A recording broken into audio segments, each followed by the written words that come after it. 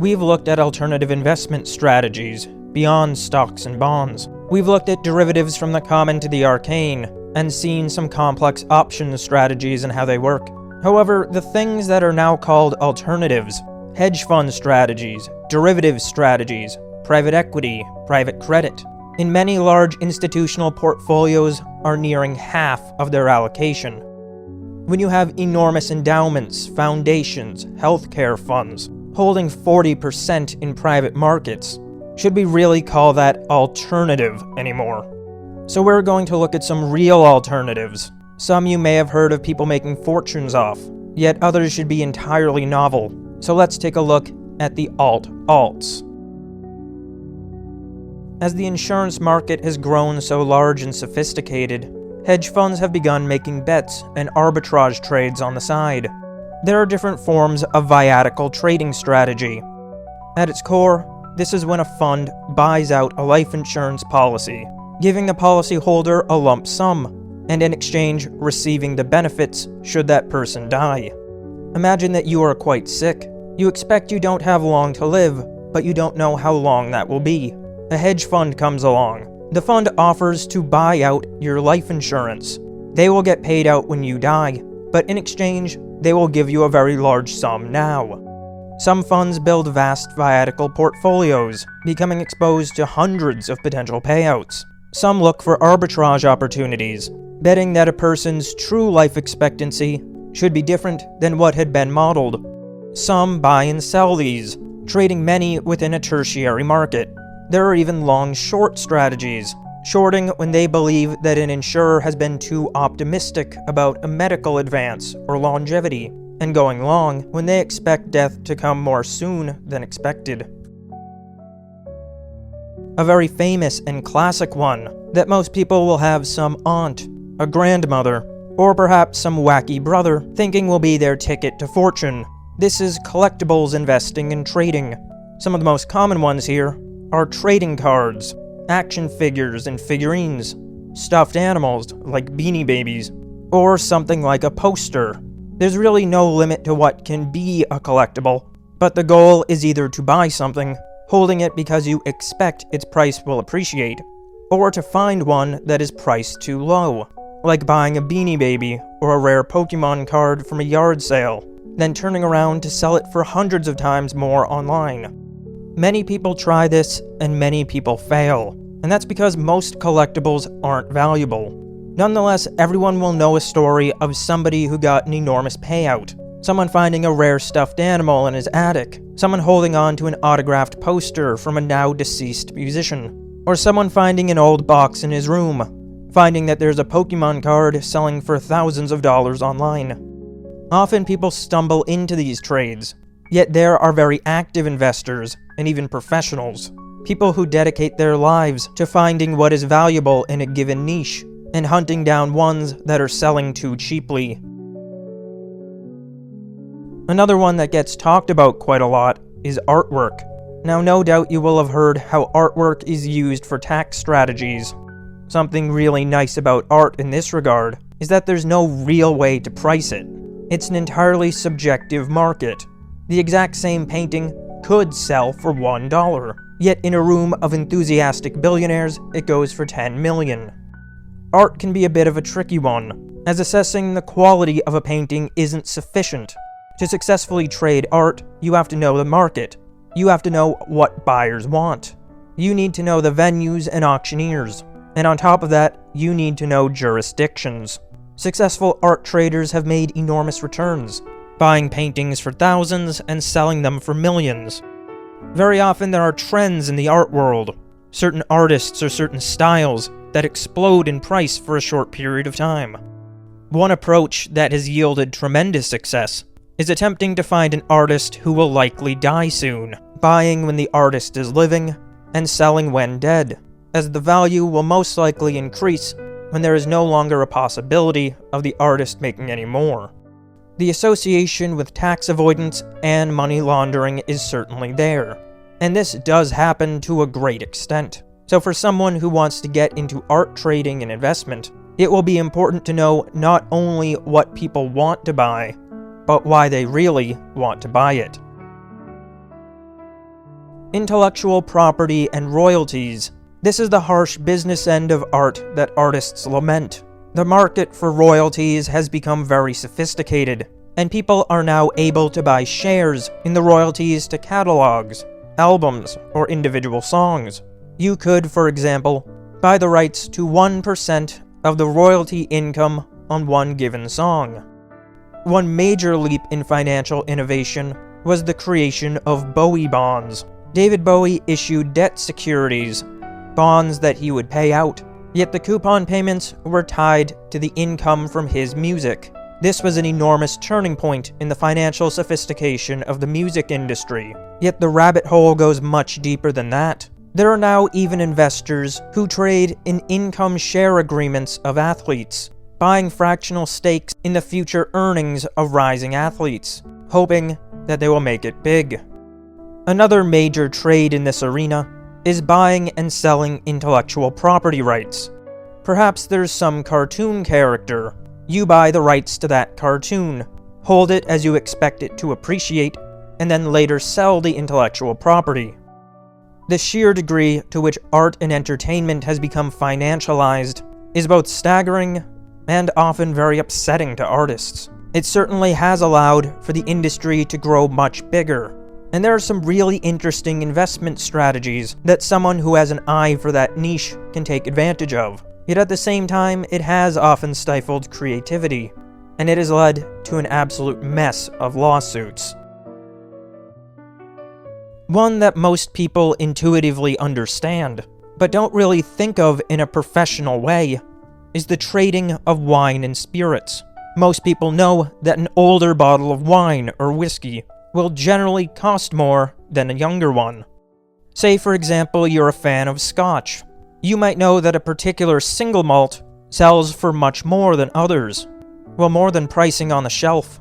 This can be an entire investment strategy, and it's one that managers have made great wealth with.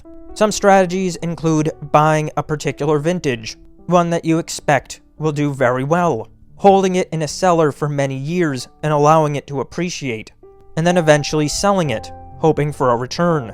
Other strategies look more like buying a particular malt, one that you believe will be quite valuable, and waiting for the supply to drop off. Once your particular barrel or bottle has become more rare, you then return to the market and sell. There are enormous investors in this arena, with some trading millions and millions of dollars of drinks.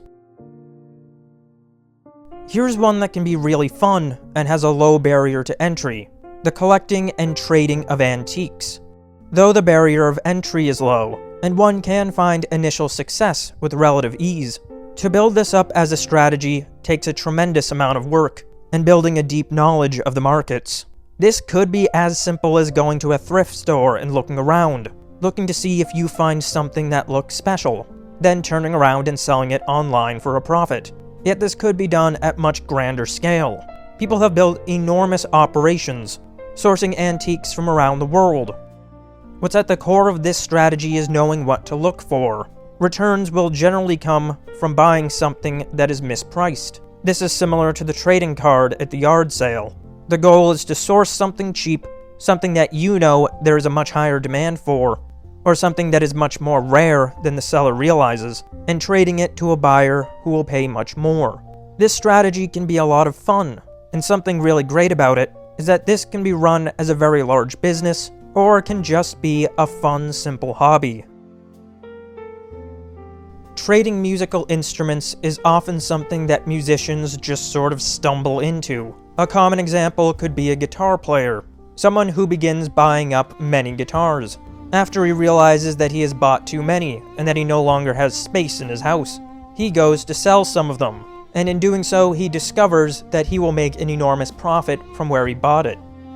This market can have very large volatility, as sometimes there are fad trends, where a given instrument or a bit of equipment will suddenly experience a surge in demand. A large chunk of this market is trading in vintage instruments. Very often, a given year of a given brand will see buyers willing to pay very large sums. This could be something like sourcing a particular guitar from the 1950s, then turning around to sell it for a profit.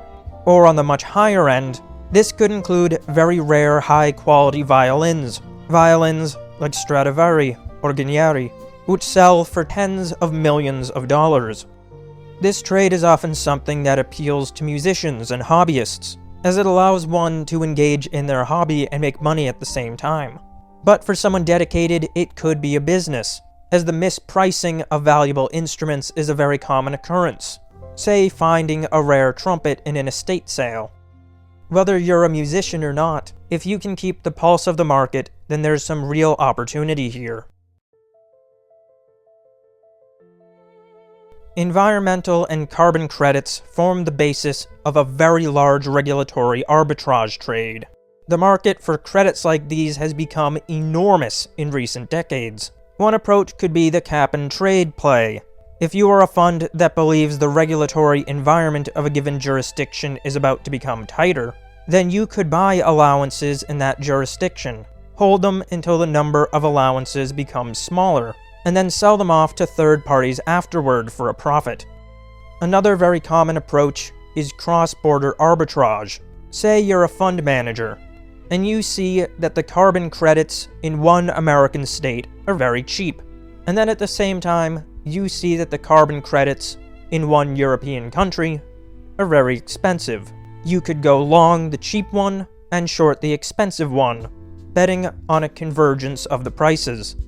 There are carbon offset flippers. One could invest in a, quote, high-integrity project early, something like a reforestation project or carbon capture, then get the project verified by a registry.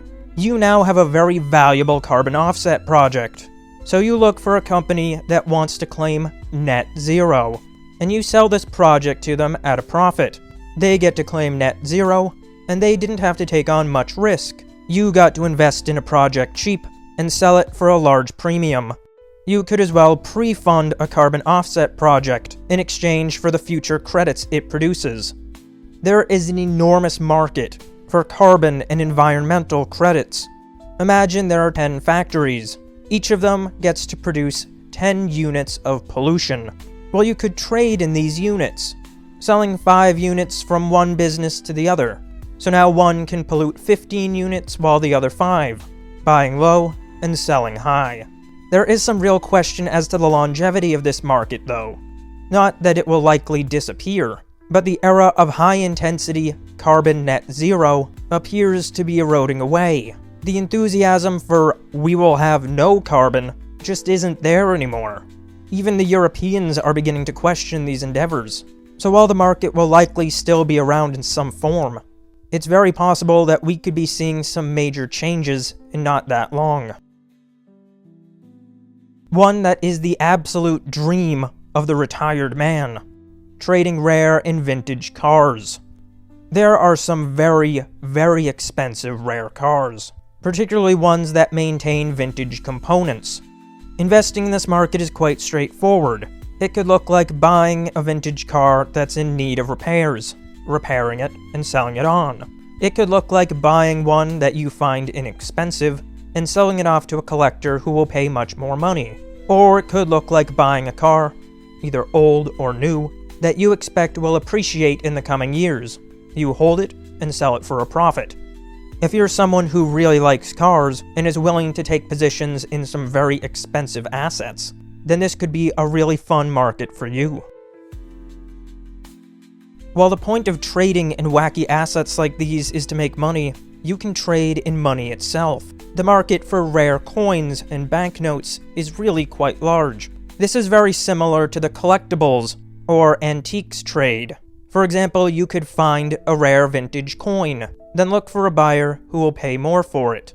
This exists in coins, banknotes, and even bonds. The core of this trade is to know what to look for. Sometimes particular mints will sell for high values, and sometimes rare oddities, like a coin that was improperly minted, might command a very high price. This is a large niche, and certainly one where those who are into it are really into it.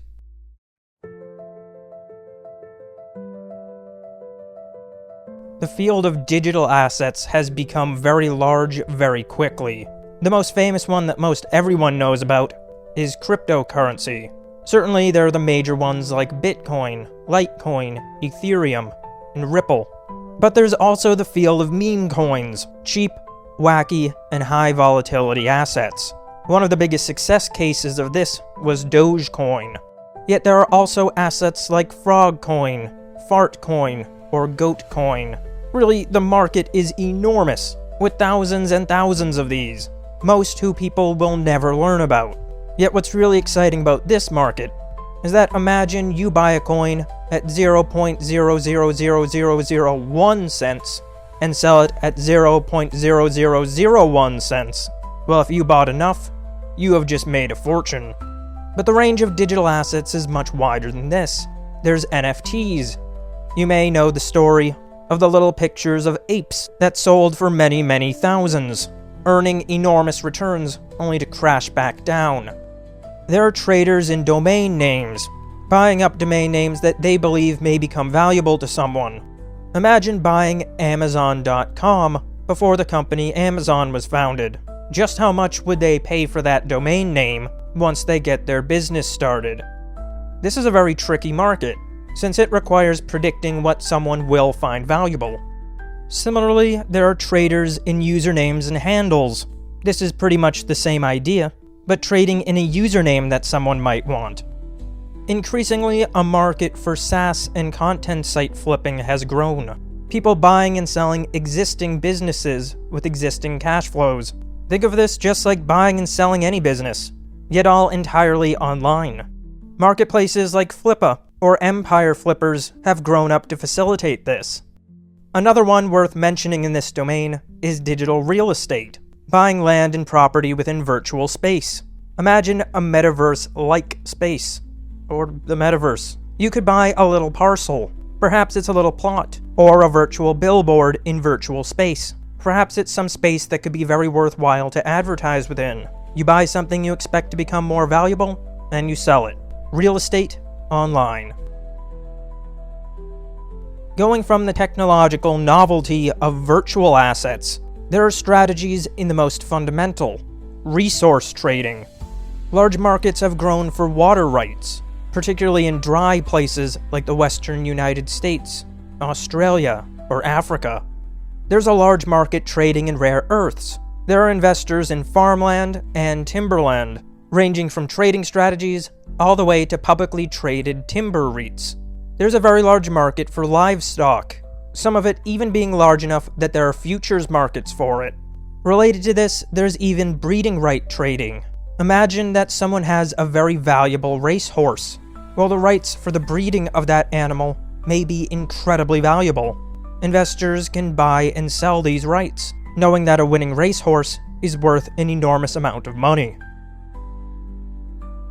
If you have found the financial sector to be slimy, then you are going to love lawyers. How about we take it just one step further? The financing of lawsuits. There's a large industry in investing and trading in legal settlements. Say there's a very large lawsuit, one that could pay out millions of dollars. You could pay the plaintiff an upfront amount. Regardless of the outcome of the case, the plaintiff has now made money. However, in exchange, you get all or some of the settlement, trading a fixed return to the plaintiff in exchange for a potentially larger, variable return to you.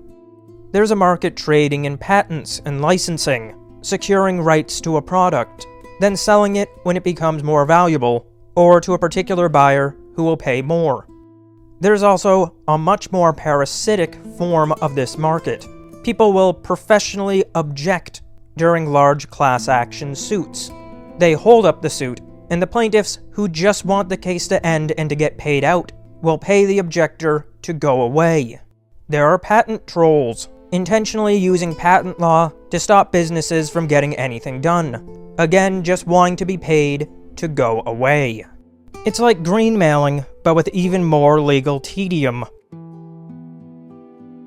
People know the fundamental idea of investing in high cash flow businesses or real estate. You pay some amount now for cash flows that will compound over time. Well, one investment that people have had enormous success in that often doesn't immediately come to mind is investing in machines, Investors have gotten very good returns from investing in things like vending machines or ATMs. Often these can grow to be enormous portfolios of hundreds or thousands of machines, all generating passive flows. Another bit of alternative real estate is towers. Cell, broadcasting, and radio towers. It's much like any other real estate investment, except this time your tenants are the companies who put their equipment up on your tower. Particularly when there are large infrastructure buildouts, there can be very strong returns from this investment. You could as well invest in the land and collect a rent from the tower owner. There are different ways to play in this space, but it's a very large industry, and people see these towers every day. Yet very often people don't think about the business and finance behind it. Yet this can be a real estate investment with a relatively low barrier to entry. Let's look at a couple specialized debt strategies. The first is the more common one that you may likely be familiar with if you have looked at distressed investing. Investors can buy portfolios of mortgages from banks, buying mortgages that don't look like they are going to be paid back. And because these mortgages are non-performing, you can buy them very cheap. Well, if you have valued this portfolio you're building and believe that the probability of payout is higher than expected by the bank, or that you can sell them for a higher amount later, you can get a quite good return on bad mortgages. Another specialized debt strategy is investing in tax liens. Say someone is very behind on his taxes. You can pay his taxes in exchange for a fixed cash flow afterward. It's much like any other loan, yet you could very likely get a high rate of return, or maybe even secure the right to foreclose on a property later on. There's a very large market for luxuries and clothes. One enormous one with very expensive assets is the market for watches. You might not be a watch guy, but if you meet a watch guy, you'll immediately understand that, oh yeah, they will pay a lot. Another big one is the market for sneakers, particularly some rare and high in-demand basketball shoes. Designer goods like handbags and luggage also can sell for very large amounts, and for someone who can buy them cheap and sell them at higher prices later on, this can be a large return. Another one that people don't often think of is the market for vintage denim. Early 20th century Levi's from miners, guys in a mine, can sell for tens of thousands of dollars. There is a very large market for natural history. Bits of meteorites can sell for large sums, and collectors of fossils will as well fork over a lot of money.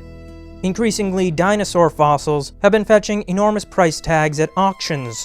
Dinosaur teeth, or even complete skeletons, are very high-in-demand items at elite auctions. While there's a large market for natural history, there's also a large market for cultural history. Old documents, particularly with autographs, can sell for large sums. One notable example here is the market for original manuscripts.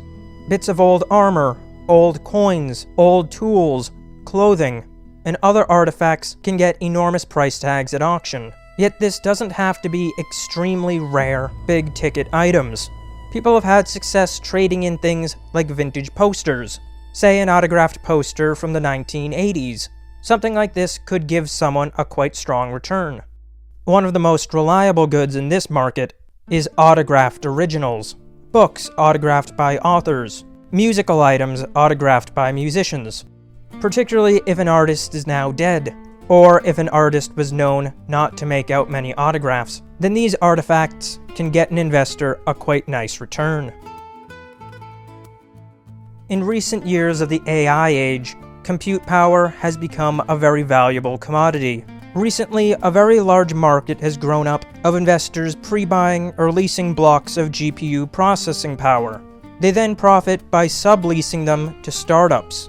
This is part of a larger wave of AI infrastructure investing, and though the bet requires bullishness on the AI industry and on the value of compute, thus far there have certainly been investors who have achieved very strong returns from strategies like this. The last one we're going to look at may seem the most boring: industrial alternative real assets. Generally, this is structured as buying an expensive asset and leasing it back to a company that has commercial use for it. One common example is buying ships or aircraft, very often done through syndication, and leasing these back to airlines or shipping companies. The companies don't want to buy the ship or airplane outright, and the investor or syndicate hopefully gets strong, reliable cash flows. A smaller ticket version of this is the buying and leasing of shipping containers. The investor buys shipping containers and leases it to logistics firms. There's probably no limit to all of the investing and trading strategies that exist. Most likely there are new ones that will be created every day. Yet if you're out looking for a profit, it may be worth considering that there's an alternative that makes sense for you. With so many different trades that can make very good money, most likely there will be something that you can do well in. Once you look beyond stocks, bonds, real estate, derivatives, and commodities, you will begin to see the sheer scale of human markets. And if you can get yourself into the right niche, you very well might be able to build tremendous wealth for yourself in something that nobody had even thought to try.